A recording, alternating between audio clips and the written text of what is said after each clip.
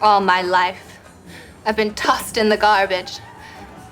Except when men wanted to use my body. So I decided to find my own power. And I found that power through witchcraft. When I first started thinking seriously about witchcraft, it struck me as oddly similar to calling yourself an artist. Both are charming, a little confusing, whimsical, chaotic. Neither tells you exactly what someone's practice actually looks like, only that they probably built some kind of life around it. Rituals, intentions, and definitely creativity. But it didn't take long to realize what a privilege it is to be able to answer that question everyone gets asked at least once at a party. What do you do? By saying, jokingly or not so much, well, I'm a witch. Because in some parts of the world, to this day, people are still being persecuted, tortured, and killed for being accused of exactly that. I think acknowledging that gap is essential before making any claims or playing around with witchcraft at all, because witchcraft as empowerment is genuinely having a moment. People are looking for more whimsy, more ritual, a better connection to nature, and witchcraft offers an enormous, fascinating field to explore. I think it has real potential for empowerment. But what I want to argue in this essay is that that potential is very often undermined by the fact that the empowerment it offers is conditional. To illustrate what I mean by that, I picked two films that look almost nothing alike, but tell something close to the same story. Both about the witch as imagined through a Western gaze, Anna Biller's Love Witch and Robert Eggers' The Witch. Both of them start the same way. Each protagonist finds herself on the road, heading toward a new beginning that isn't really a choice so much as a necessity. Elaine is driving away from something we don't fully understand yet, but there are hints of a troubled past, violence, even guilt, toward a place that she describes herself up here where it's quiet and clean among the redwoods. And almost no one knows me. Thomasin's family has been exiled, banished over a conflict her father caused. So we see her in the back of a carriage with her family and their few possessions, en route to their new home. We then watch them give thanks for their new settlement in the middle of the dense, eerie woods. And although the films tell a very different story in a different place and time, the ending turns out to be strikingly similar as well. Both end in a kind of self-fulfilling prophecy, but we'll get there soon enough. I should say something about why these two films specifically. Both women at the center of them are white and beautiful in exactly the way Hollywood tends to reward. That's not a coincidence. This analysis starts from the default shape the witch takes in mainstream cinema right now, which already tells you something about what gets centered and what doesn't. I'm starting here on purpose, partly because it would be dishonest to skip straight to crises I have no real proximity to, but also because the films themselves turn out to be useful way into the larger argument. Elaine treats witchcraft like a craft, learned and refined out of necessity. Every ritual, every color, and every object is chosen, curated with the same control Anna Biller brings to every frame of the film itself. There's a real, genuinely meaningful shift in how the witch gets represented at all. A few decades ago, she was the hag, old and ugly and a threat to be defeated. Now she's more often something closer to a rebel, a woman outside institutional authority, reconnected to nature, turning what used to be feared into something worth wanting. And it's easy and honestly tempting to read Elaine as exactly that kind of figure, someone who isn't waiting to be chosen, but actively shaping her own desirability and the terms on which she's loved. I personally believe in a version of witchcraft that, at its core, is about staying connected to the world, paying attention and coexisting with it instead of extracting from it. So I deeply sympathize with the peaceful rebel reading. But Elaine's rebellion isn't actually a rebellion against the system she's in. She believes she's supposed to be a particular kind of woman, nurturing, devoted, sexually available, and her witchcraft serves perfecting that role, not escaping it. This is exactly where the aesthetics stop being innocent. Having the right objects, the right look, makes it easier for anyone watching to believe this person as an authentic witch. And once authenticity is granted, it opens the door to authority, the right to actually claim the power itself. So, as aesthetics build authenticity, authenticity builds authority. And that actually gets massively capitalized on nowadays. There's an enormous market for witchcraft, aimed almost entirely at beginners. But before treating any of this as the problem, it's worth returning to the parallel between witches and artists. What's true for both, whether we like it or not, is that selling your work is very often how you afford to keep making it. So the actual danger isn't individuals producing knowledge or products and selling them. It's when the basic principles underneath all of it, like community and connection, care, sharing, get crossed, and what someone actually needs gets put behind a paywall by people or entire corporations who are simply chasing profit while juggling the same three pieces: aesthetics, authenticity, and authority. At that point, it's serving two systems at once. It still answers to patriarchal ideas about who gets to hold authority, and it answers to capitalism. Because the identity now requires ongoing consumption just to be maintained. This dynamic gets somewhat literalized inside the film through an older occultist who presides over Elaine's coven. Someone she's visibly uneasy around every time they meet. The rituals themselves carry an unsettling edge, a kind of touch that doesn't read as pleasurable or even fully consented to, which feels like exactly what's putting Elaine on edge around him. They meet, of all places, at a club where a woman dances for an audience of men, while two very similar-looking young women are taught by him how to use their charms. I want to be careful with that detail, since flattening two people into one unit risks doing exactly what the film occasionally does itself. But it's worth noticing how thoroughly this version of witchcraft is staged for a male audience, even while it's framed as women's power. Later, the same two appear again, dancing in perfect synchrony. Who are those new girls? They can't dance at all. And they're weird. They're friends of the witches. I've seen them coming together before. Yeah. The witches. They're everywhere. This shows, once again, that the circle is bigger than Elaine, and that the line between celebrating it and punishing it is very thin. There's another thread building towards the collision that follows. Earlier in the film, Elaine advises an acquaintance, Trish, on how to keep her husband happy, how to give him exactly what he wants. Trish didn't take the advice. She visibly disagreed and held onto something closer to self-respect. But then Elaine starts an affair with Trish's husband, which leads to his death. Near the end of the film, Trish comes to Elaine's house to return a ring, but Elaine isn't home.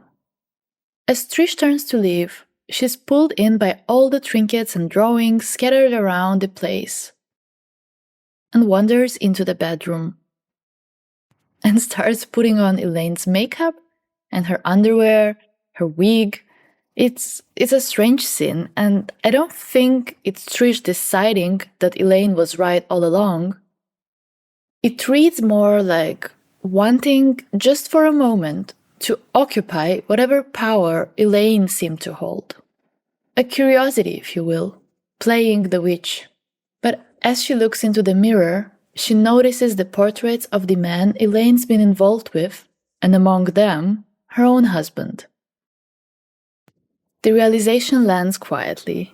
He cheated on her, and he may have died because of it. Elaine walks in, silent, and reaches for a knife. Trish notices just in time, wrestles it out of her hands, and throws her onto the bed. But she doesn't use the knife. Instead, she shouts accusations at her, calls her exactly the kind of words this whole system reserves for women, and tells her, You'll bang for this! Back at the bar, the detective confronts Elaine with what he's gathered, the evidence and Trish's account, the pattern of men who died around her. She said you drove her husband to suicide. So I was a bad girl. Are you going to punish me? In her account, none of them died from a spell or a drug. They died from the sheer, overwhelming intensity of how much they ended up loving her. Witchcraft, as she explains it, Is just a way of concentrating energy. It can only work with what's already there. I just use sex magic to create love magic. the people around them at the bar are listening, and soon the accusations flip from one detective's fury into a crowd's verdict. That's the witch who killed the teacher! Thou shalt not suffer a witch to live. Burn the witch! Burn the witch! Burn the witch! Burn the witch! It builds fast, and it turns violent fast. People grabbing her and pulling at her clothes, and the two waitresses joining the chant, while men start to undo their belts. It's one of the most brutally effective scenes in the film. It isn't subtle, it's about as on the nose as a scene can get. But every time I've watched this play in a room full of people, the same thing happens. The atmosphere shifts instantly, and you can feel, with her, how fast that powerlessness arrives.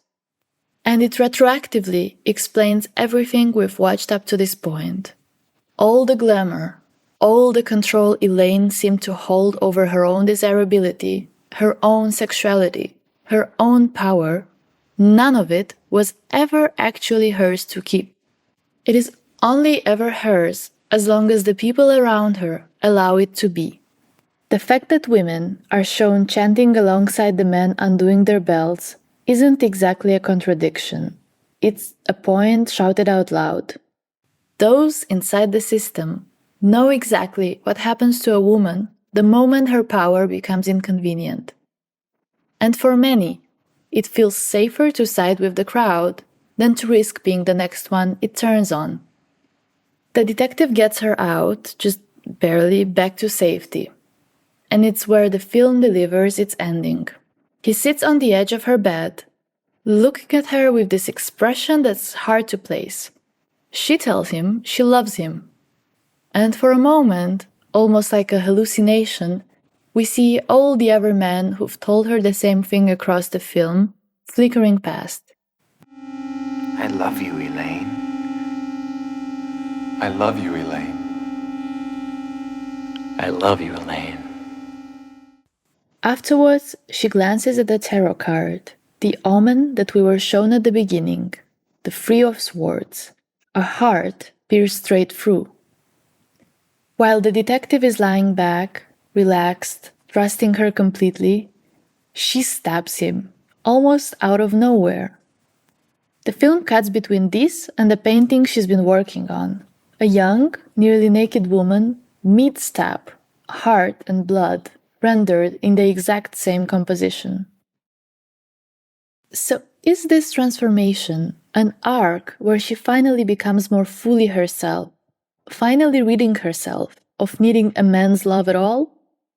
And what of the fairy tale visions that she experiences right after? I don't want to push any reading here, but what does feel clear to me is this. Whoever did that act isn't the same woman we met driving up to this quiet town at the start. And the same will turn out to be true of Thomasin. Whoever walks into the forest circle that night isn't the daughter from the opening scene either. The parallel that started with the two women forced onto the road turns out to hold all the way through to the end. Thomasin doesn't get to construct an identity the way Elaine does. She's gradually reduced to one. Her family keeps telling her what she is, first as suspicion, then as accusation, then as something repeated so often it simply becomes true. The word witch here isn't really a belief, it's a mechanism, a way for a frightened, isolated family to organize their fear and restore some fragile order by deciding one person can carry the weight of everything going wrong. She tries, for most of the film, to be exactly what is expected of her. Obedient and dutiful, a good daughter, the same way Elaine tries to be a good partner. Both are attempting to succeed inside the role that's expected of them. The difference, though, is that Elaine's performance gets rewarded, at least for a while Thomasin's never does. She's excluded regardless of how well she performs, until the only identity left available to her is the one she's been pushed into from the start. By the end, having lost everything, she walks into the forest and joins the others around the fire. And just like with Elaine, it stays genuinely unclear whether what we're watching is liberation or damnation.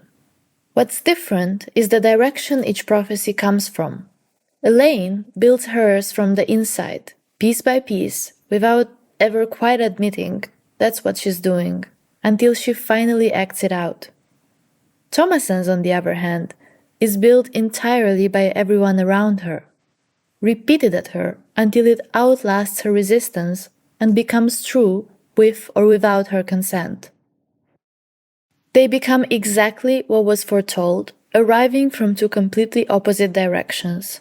The contrast between these two films' worlds, one of abundance and one of scarcity, isn't incidental. Turning an identity into something aesthetic, expressive, and even pleasurable requires distance from immediate survival, which is also exactly where the films stop and the real world begins. There's a way of reading the Western fascination with witches as processing, turning a figure once used to justify violence into something with agency instead. But it only works under the condition that the persecution is over and there is enough distance for it to be processed. You can't recover from a trauma you're still living. And in places where the hunts genuinely haven't stopped, until this day, that reframing simply can't be happening yet, because the danger isn't over. And even on that other side, the accusation is very often interlinked with economic incentives. The person accused is very often someone already vulnerable, like a widow who holds property, or a child whose presence has become one more mouth a struggling household can feed, or simply someone who is convenient to blame to maintain the appearance of order within the community. The accusation does economic work. It redistributes blame where resources are scarce and tensions are already high. The Witch Studies Reader, edited by Sona Chowdhury and Jane Ward, makes a point I think applies directly to both women in these films.